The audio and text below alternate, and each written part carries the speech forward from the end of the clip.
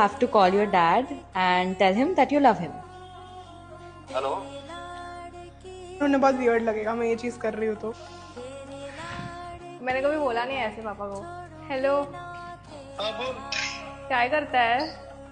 आता झालो मी घरी अच्छा, मला तुम्हाला एक गोष्ट बोलायची होती. बोल आय लव्ह यू पप्पा.